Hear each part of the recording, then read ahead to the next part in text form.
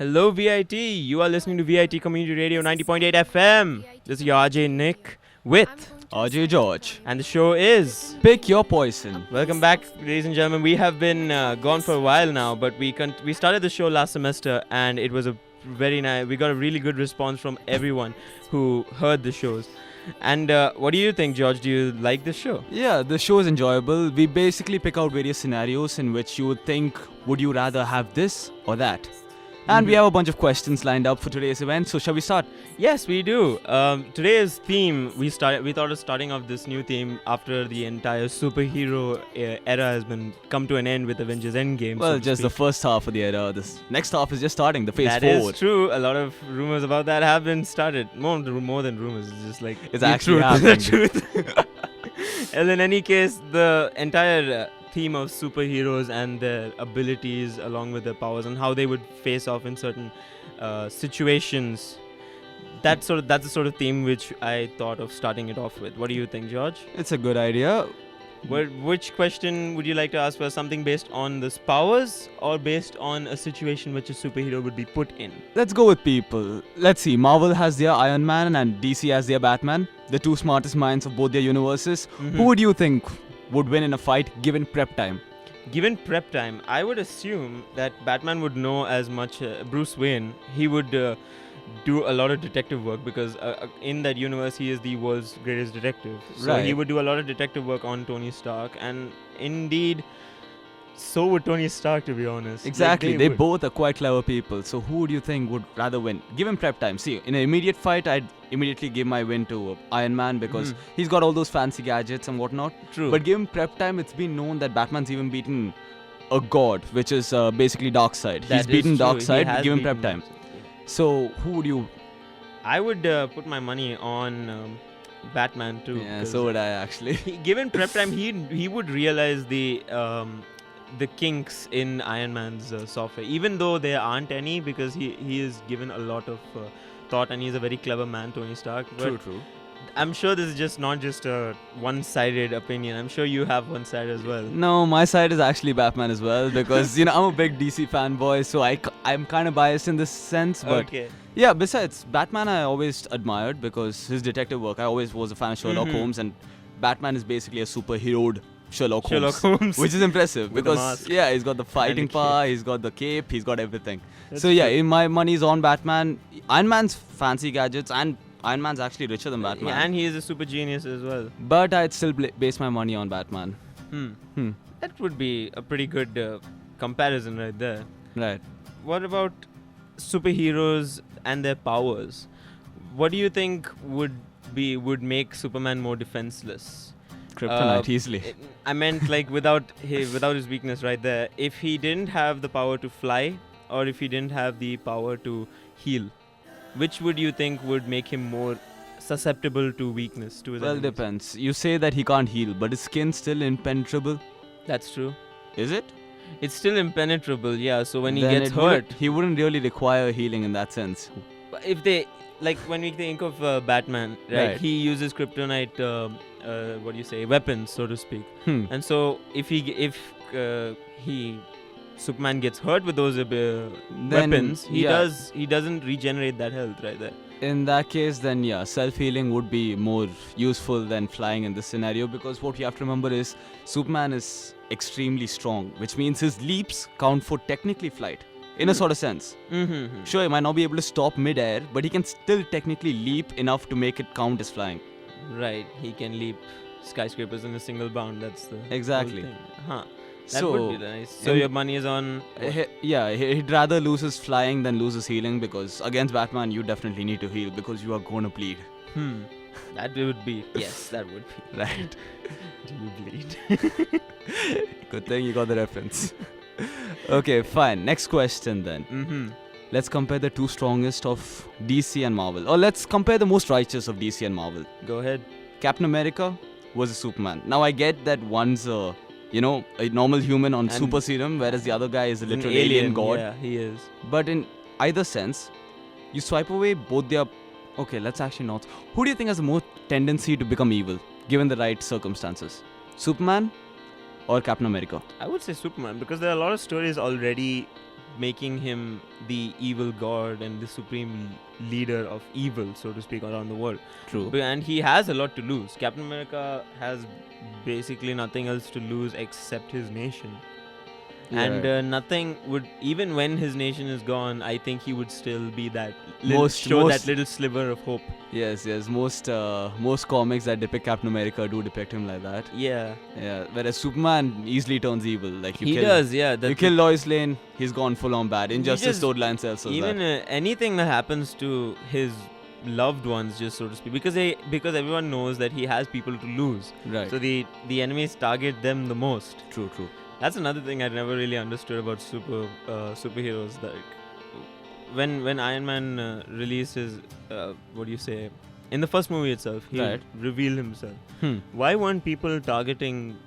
To be fair, in Iron Man, I think in Iron Man 3, Pepper was the primary target because Pepper was the primary target, true, but she again came out a superhero. Yeah, but then again, they never actually advertised their relationship, now did they? He made her CEO of his company, but at the end of the day, he still never actually advertised their relationship, telling that they were dating. In the comics, sure, it makes sense. Like, they should target Pepper, which I think they do quite often. They do, yeah. But I'm guessing that maybe the villains are too scared of Iron Man, you attack Iron Man, he doesn't mind. He'll still keep you alive and put you in jail. You attack Pepper, on the other hand, you're a dead man. They probably villains don't want to take the risk. A lot of speculations coming around, like, why don't the villains do this? Why don't the villains do that? Yeah. And speaking of villains, who do you think is the most strongest and more smartest villain in any of the two universes, the Marvel and DC universe? Now see, strongest and smartest, they are two completely different. Because smartest, I'd give my whole opinion on Joker. In the DC universe, in the DC universe. Yeah, I would give smart. Actually, Riddler is also quite a good this thing, but mainly I'm for DC because the villains in Marvel don't actually compare up to the ones in DC for some reason. Like, who would you assume would be the best villains? Thanos? That's literally the only villain that actually comes to mind when I think of Marvel villains. That's actually true. Not much, because he actually posed a huge threat to the DC, to the Marvel universe. To the Marvel universe. The rest of them posed a major threat just to one person. Even Joker, he doesn't pose a threat just to Batman. He posed a threat to the entire Justice League in general. Which is why I believe that DC's villains are even better than Marvel's. I always had that thought. Now, at the same time, if you ask me who the smartest is, my main brain will go directly to DC villains because Marvel villains don't really put themselves forward that much. Again, I cannot think of any other Marvel villains at the moment. And what about DC villains? DC villains, Joker, the Riddler, Doomsday. Doomsday is one of the strongest villains. Lobo. He is one Lobo's an antagonist though. Lobo is pretty much an anti-hero actually. He's a bounty hunter. He's a bounty hunter. Killing people. Yeah, I know, but he's more chaotic, evil than Daredevil. Daredevil is like neutral evil. That's true, yeah. Anti-heroes in general, I like. I would say that Lobo and Ghost Rider pose a very similarity there because in the sense they both are wearing. Oh, I thought in the sense they were both, riding bikes. That too, because they have. To be honest, they both are my favorite characters from each of the universes. I love Ghost Rider from the Marvel universe, and I love Lobo Ghost Rider over Deadpool, really? Well, Deadpool. Come on. Deadpool's a mercenary here. No, you said your favorite characters from the two universes. Yeah, true. Ryan Reynolds portrays Deadpool very well. Not only that, actually the comics of Deadpool are quite way hilarious. More amazing. Yeah. Even the ones where he goes total suicidal tendencies, like even the one where Deadpool kills the entire Marvel universe. Have you read the comics? I have read it. Yes. Even then, he is so likable, even while he's killing your favorite heroes. Yeah, I mean, he just makes quips about I'm the strongest now. Exactly. Or just anything like that. Which is why I love Deadpool. And either one of the universes, Deadpool is still one of my favorite anti-heroes. When I was thinking of the anti-hero genre in general for both the universes, Lobo and Ghost Rider pose a very similar thing right there because they're both bounty hunters. Just Ghost Rider is a bounty hunter for the devil, and Lobo's a bounty hunter for interdimensional stuff. Yeah, basically any villain across the universe, he goes after them. Yeah. All the time we keep coming up with these questions like, who's your favorite, who's your non-favorite, and all that. We forget the thing that there are many genres as well. Like there's heroes, villains, and there's anti-heroes. True. Anti-villains is not a thing yet, is it? It isn't, yeah. Yeah. It should be though. I What would would say be that an anti-villain? What would be your closest comparison to an anti-villain? An anti-villain. I would go with Deathstroke. Interesting.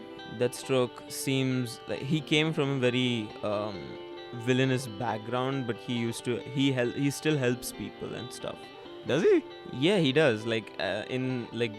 In the universe, he does help people for some reason. It's like some as long as he gets paid. Nice. Again, another thing with the as long. What as he about the gets rogues? Do you know the rogues? paid. Captain Cold. Have you seen the Flash series? Yes, I have. Yes, I have. You know Leonard Snart? Yes. The- Okay. Those Snart. guys are the rogues. Okay. So basically, they have this name for where they actually do steal from people and commit villainous crimes and whatnot. Mhm. But at the same time, they have a deal with Flash. Flash is the one that mainly contains the rogues because they're all in his city mainly. Okay. So their deal is basically that they don't attack during the holidays. They don't attack children, and basically they don't do any villainous crimes that might affect actual people at risk. Now, what would you consider them? Anti-heroes, anti-villains, just villains, good guys trying to get a living? I would say no. They're just people with powers who seem to be put in a The scenario. rogues actually none of them have powers. They're all They just just all made Yeah. themselves have powers. The point is, kind of like Iron Man. yeah. Heroes are mostly aren't born; they're made, as they say. Yep. True Quite. Iron Man quotes right there. I honestly didn't know that was an Iron Man quote. I'm sorry. But in any case, the point is I would consider them just people trying to make a living because they are standing up for something. Yeah, true. And they do occasionally help the heroes in terms of, rescuing people when it comes to it. True. Now, Well- back to your actual question, which was the Mhm. smartest and the most strongest. I'd say my money's strongest is on Doomsday. Because no matter how many times you kill him, he comes back to life. And every time he comes back to life, he's got this trait. He can't be killed the same way. That's true. So that means at he some learned- point- it's like he's learned exactly. from his deaths or something. He learns that. So at one point, there's going to come a time where you can no longer kill him because you have totally exhausted every way you could kill him in the first place. In that case, Doomsday would definitely be the strongest.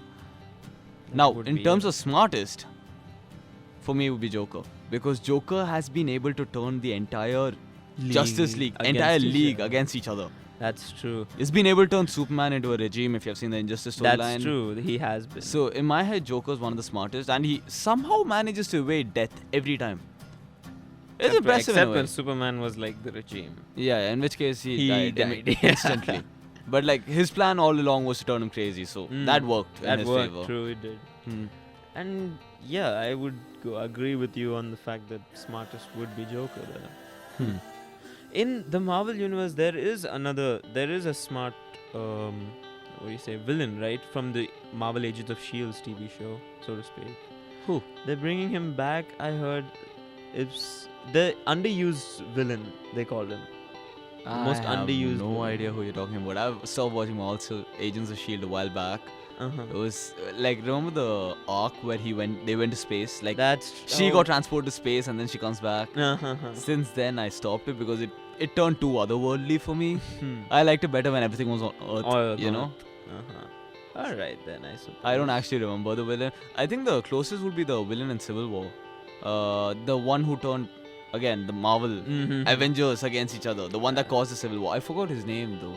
Was it Ultron? No. right? No, Ultron was Age- different. That was Age of Civil Ultron. War was just a Nazi agent whose main ideology, Agenda. agenda was just to make the Avengers turn on each other. He had no ulterior motive, just that. And he succeeded in it. All the smartest villains, they just end up using other superheroes to just Fight against each other. yeah. It's quite, you can understand why they call the smartest super Hmm, villains. that is true. Yeah. Hmm. In any case, when you think of that, could be their power.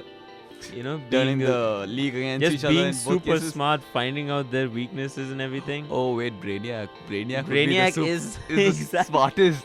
Brainiac is the smartest supervillain. Exactly. Brainiac was the smartest supervillain. See, the thing is, I still don't know much about Brainiac. That's the thing. I've not actually read many of his comics, and I think he's the main villain in Injustice 2, isn't he? Injustice 2, yes. Yes, but even then, he didn't succeed. Joker's actually succeeded in his motive of turning Superman crazy or making Batman. Have you read the Batman That Laughs or the evil Batman? Killing Joke. No, Not the Killing Joke. Yeah, he actually, made Gordon not lose his mind crazy. in that, Exactly. My point is, Joker's actually succeeded in a lot of the things he's tried, like killing Jason Todd, driving Batman insane. All of it he succeeded in, which is why I think Joker poses more of a threat, because unlike other supervillains, he actually succeeded in what he was trying to do in few cases. Brainiac, on the other hand, never won. You know, Brainiac kept losing every time. Which is why I'd still give my smartest to Joker over Brainiac. Okay, then I guess that's an answer. That's a good poison that you chose right there. Thank you. And so did Joker. Harsh but true. In any case, like when we're speaking of superpowers, I'm just thinking, because I've been playing a video game recently, I think you've known it. It's called Control. Do I know it? Yeah. I only hear him talk about it or complain about it the entire time in the room, you know, considering we're roommates.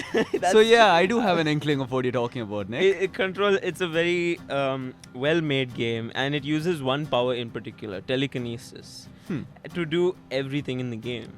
The flight comes under telekinesis? That's true, because you're lifting your body.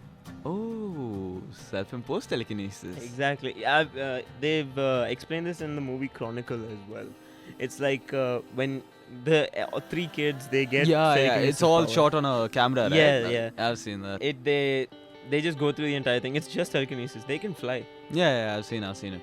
And well, what power would you like to have which does not include telekinesis? Because telekinesis seems to be like the topmost thing to go for right now. Okay, what then. power would you have from these that would make you immune to any other knowable means of like, I suppose, damage to you, and which would make you smart? Mind control. Control. Yes, because mind control, you can actually stop people from hurting you. Because technically, I'm talking about mind control on a wide scale. Like anyone within I'm not talking about number of population. Like even if there's 100 people within my perimeter, I should still be able to control each and every one of them. Imagine mind control to an extreme level. Who's gonna hurt you? Yeah. David Tennant, exactly. David Tennant in Jessica Jones, right? Kilgrave. Brilliant character. I loved his acting in that. Who doesn't like David Tennant at this point? Just his accent in general It's is just the so best. charming. Just watching him in any role is the best, according to true. me. But yeah, you're mentioning his power. Yeah, his power. Well, technically, I wouldn't want to have to speak to Abuse the person. it. Yeah. You just didn't want to abuse it. Oh no, I totally abuse mind control. Oh my god. Get all the answer sheets for my papers, you know, get hired on the spot. So easy, so nice. That would be pretty good. Yes, Exactly. indeed. I'd be king of my own island. You and your island, buddy. It'd be a fantastic island. You get free invite. Oh yeah, then I'd love to join. Yeah, exactly. Now you like my power, don't you? Yes, I do. Mind control is a good way to go. Yeah, and in a way, you're technically immune to all powers, so it's brilliant. Okay, now coming back to would you rather questions. You know Superman's ward is Superboy. You know what a ward is, don't you? Yeah, I Right. do. And you know Batman's wards. Robin. You know Robin, Nightwing. Robin, and all the other Robins. In other Hello, words, there Jason was- Todd, there was- Damian Wayne, There's Batwoman, Orphan, Cassandra Clare, Cassandra Clare, Oracle, a lot of people. So my point is, would you rather be Superman's ward or Batman's ward? Because in terms of Superman, you don't actually have a tough life as opposed to the Bat family, because the Bat family is quite messed up. They have but that's the thing. Batman basically finds them and makes them into better versions of what they could be. True. That Better in versions. In the case of all the Robins, they had a very dark past. Well, Dick Grayson actually did not have a dark past. Dick Grayson did. His family was completely Not Dick Grayson. One of the Robins, the only one that actually made it through the whole thing. Jason Todd, he died, came back to life as Red Hood. Red Hood, yeah. Messed up upbringing. Dick Grayson, his acrobatic family, right? Yes, that's true. Damian Wayne, Batman's biological son, but raised by Ra's al Ghul. So again, not the best upbringing, and apparently his mom tried to kill him a bunch of times as well. That's true. He Right? did. So these three are messed up. There's another fourth Robin whose name I cannot remember for the life of me. Tim Drake? Tim Drake, yes. He's one of the better Robins. His parents were both actually alive at the time, because the way he found out was he wanted to know who Batman was. Right? So he traced back. He himself became a detective in the sense to find Batman's identity. And once he did find out, Batman was so impressed, he was like, okay, fine. I'll take you on as my new Robin. He's the only one without a messed up past. And he did not actually have a messed up upbringing either. He's one of the best Robins. Tim Drake has been okay then. Yeah, Tim Drake, I don't think changed his name. Like, for example, Robin became Nightwing. That's Dick Grayson. Yeah, Dick Grayson became Nightwing. The other one became Red Hood. Hood. And then Damian Wayne is still technically a kid, so we don't actually know what happens to him. Right, but I do not remember what the other guy's name was. Tim Drake. Tim Drake's different persona. He changes his this thing. Oh. Instead of Robin, he becomes something else. I forgot his name though. I do not remember as well. Yeah, but either ways, whose ward? I would say, if you're in Superman's, if you're Superman's ward, it's true that you don't have much of a worry there, because your dad is technically an alien god, so pretty much, yeah, and you have some alien blood in you. Yeah. It's quite a tough one. But with the Batman, you get the Bat family. You do get the Bat family, and Bat families look out for each other. I would actually. And the Bat family is huge. It is. Like, you take Batman's family against Superman's family, Superman's pretty much, lost it. There's no chance. And he's a super alien god and stuff, but these people have issues. And they're going to work out those issues on Superman. That is very true. Well, I'd rather be with a big family. Bat family? Bat family. I would go for the Bat family. Same. You too as well? Yeah, definitely. It's fun to just try and be You part of it. Yeah, you should see one of the more lighter moods in the Bat family during this thing while they watch movies and stuff. It's such a wonderful interaction. In comics and all, when you read it, you feel such a wholesome feeling in your body, It's more of the fact that more than just the random people that can make a family together. Exactly. Like, it doesn't matter what sort of backgrounds you've gone through, as long as you're in the moment, you're with the people that you care about and everything. You're a family, right? Yeah, That's a wonderful exactly. feeling. There are different types of family, of course, but the ones that True. that depend on each other the most, and the moment of need, I would say those are the most meaningful ones. True. So those type of people you don't really get to see often in. Not just in the real world, you also don't get to see them much in the comic books as well, because most of their parents are dead, or uncles are dead, there's or always aunts are dead, something. Someone's dead. Someone's dead so that they can push them forward. There's always some sort of motivation behind why they are the way they are. Exactly. And very few have a. And what do you think would be a better motivation here? Dead relatives, or a person actually trying to conquer the world, and you being a wholesome person trying to save it? To be honest, the dead relatives. See, my point for the dead relatives is only through comics. I mean, it's a harsh look at it. That is true. But the strongest, most evil, or the most best people who are trying to work themselves to the core to help someone else is due to dead relatives or dead loved ones at some point. Because you're doing it for them. It's a next level motivation. As opposed to having a wholesome feel where you're like, I just want to help the world. Like, the world is a huge place. Everyone wants to help the world. It doesn't give you that personal impact as opposed to a dead relative or a dead loved one. That is true. It doesn't give that much of an impact, because and motivation is very important when it comes to fighting, or in injustice in general. Motivation is one of the key factors. That is true. And yes, so you would pick dead relatives. Not personally, but yeah. What a poison. Okay. You're not poisoning anyone's relatives here, Nick. I know, but I would say dead relatives as well, actually, to be honest, because the point you made a very valid point. It's as I always do. Yes, you do. The point of the matter is that motivation doesn't just stem in a minute. It stems from something that you have something in your head or in your heart, or something that makes you want to move. True. Rather than just having a vision in your head, going for it, achieving it. It doesn't sound like something you would wish for something to do. You would want it to happen. True. I wouldn't say that having something as more wholesome than a loved one being lost so wholesome. It is quite wholesome because Do you know what wholesome means? No, A happy, fulfilling feeling. That's wholesome. that's not You just exactly. said a dead relative That's is a not wholesome exactly- feeling. No, it's not a wholesome feeling. The meant that the motivation being a Pure. pushing factor Right.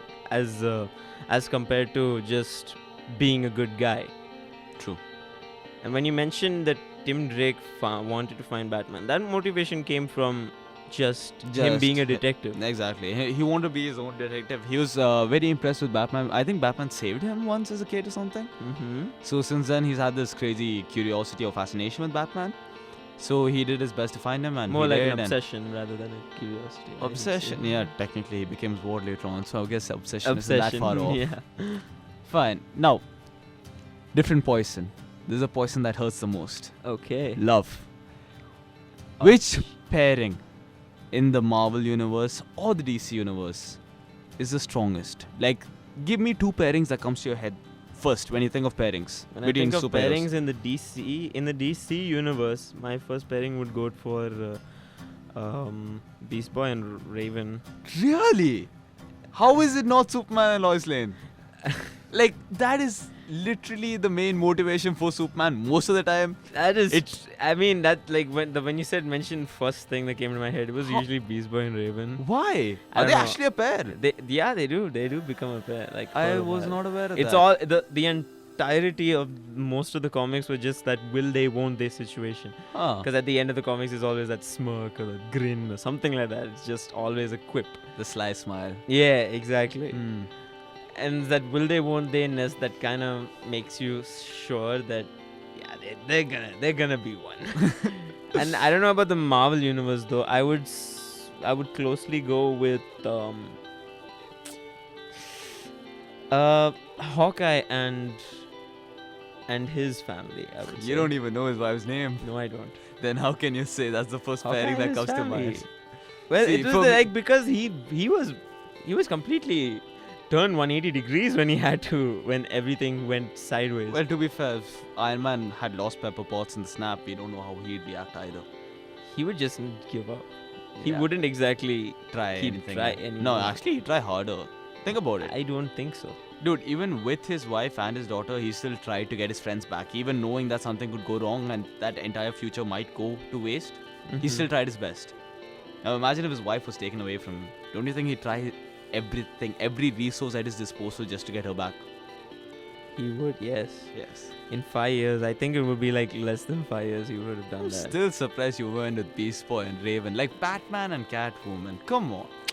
I don't Come think on. that's like just Starfire and Nightwing. These are like Starfire and Nightwing, yeah. these are popular pairings that's actually happened. Beast Boy and Raven is still a will they won't they thing. True. But that's the point of it. Like it's powerful for me. Wow, the will they won't they? Yeah, pretty Aren't much. you a happy kid? I'm very happy because it keeps me intrigued. The rest of the things, it happened. Hey, to be fair, Batman and Catwoman has gotten engaged like 5 times during the comics. They've still yet to marry, so you know, that's pretty messed up. That is true. Yes. Hmm. I don't know, man. Love is very hard to be portrayed in comics, to be honest. No. Yeah, I would say it is. I mean, there's always like these. How would you assume love is to be portrayed, anyways? Everyone's got different versions of it. People might assume what it is in the comics is love, but that might not be true in real life. But then again, there are people whose things that they love in real life are the true love. But then people from the outside look at it and think like, that's not love. Yeah, that's exactly what people would look at it that way. Exactly. So in the midst of all this, who can actually say what love is supposed to look like? Who can assume such a thing? True that. Even people in love are still mystified by, the Mm. emotion that is love. That is very, very, very true. You speak quite wholesome stuff right there. I know the meaning of Spit wholesome right wisdom. there. I spit wisdom. You don't spit wisdom, you speak it. That's what the show is for. Nah. I spit wisdom, dude. That's what the show is for, buddy. Right. When you pick your poison, you don't just spit it, you swallow completely. That whole poison. Uh-huh. The entire thing, you don't just have more of an idea, Mhm. you have more of a methodology. And when you think of the entire theme of superheroes and being more motivated to do good things in the world Right. and love and everything. Do you think there should be any heroes? In this world? In this Hell world? no. Whoa. Never, not in a million years. Superheroes in this era would be messed up. The Boys, have you seen The Boys? Yes, I have. That is actually what will happen. The The superhero entire franchise would become corporate. If Corporate, they- like people would pay money to make them a money-making Exactly. franchise? Superheroes would end up becoming money-making franchise because there are very few people who would actually do good for the sake of doing good, and the superpowers is not a select thing. It's not a biased thing. It's very anyone can get it kind of Mhm. situation. You don't know who can get, who cannot get. Like, if I have superpowers, it'd be really messed up for the world. I'm speaking from personal experience. As me, I can tell you that me getting superpowers would not be a good idea. Because you'd abuse them? Oh, yeah. Quite possibly. Oh my goodness. But without superpowers, I'm a nice, wholesome, good person. With Wholesome. superpowers, I'd totally be a villain. Anti-hero, at least. Definitely not a hero. I wouldn't do stuff just for the sake of doing stuff. It's an ideology I admire, but not something I can personally undertake. It's not like there would be much to look forward to save much right now. Yeah. Because rather than... To be fair, someone could just pick up Trump and throw it. Yeah, that's... Imagine the fun. Yeah, that could happen. Right. Anything like... at Anything's this- possible if you have Anything is superpowers. possible. I mean, in this era right now, with so-called mentioned person in office right now, Mhm. we could be Not heading... our countries, of course. Yeah, that's No, very true. definitely Yeah. But like the entirety of... not. Any person in office currently who might be conceived a Cheeto, You don't know. You don't know who we're talking about. We're not mentioning names either. But yeah, Yeah. superpowers would be a pretty... Neato thing to have, but not right now. Definitely not in the moment. I'm pretty sure there must be like some people out there working on gene manipulation. in Definitely, stuff but I don't think like it's going to be in our era. Definitely not.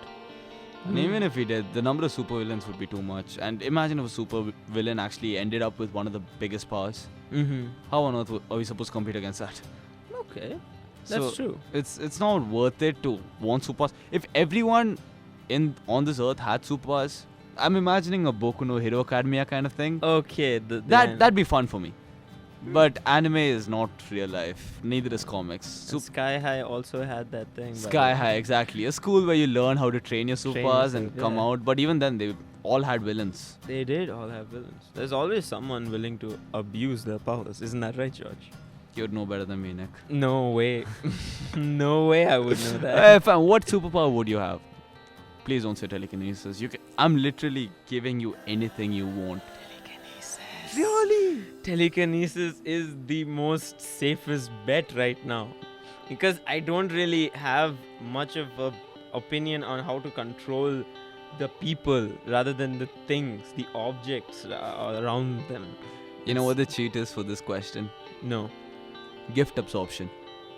Screw that. Oh, come on. Use everyone else's gifts. That's a hero's thing. That's a definite hero's thing, but it's an amazing thing. Imagine being able to use any superpower in the world. Oh, that would be a swell thing, but not in this world though. Definitely not in this world. Well, I guess that's all the time we have now, and thanks for the ending question of the trick that you made me fall into. And this is the end of the first episode of Pick Your Poison in this new semester. This has been A great pleasure to be with you all and talk with you on this subject. This is RJ George and RJ Nix signing off. Keep listening to VIT Community Radio 90.8 FM. Stay tuned.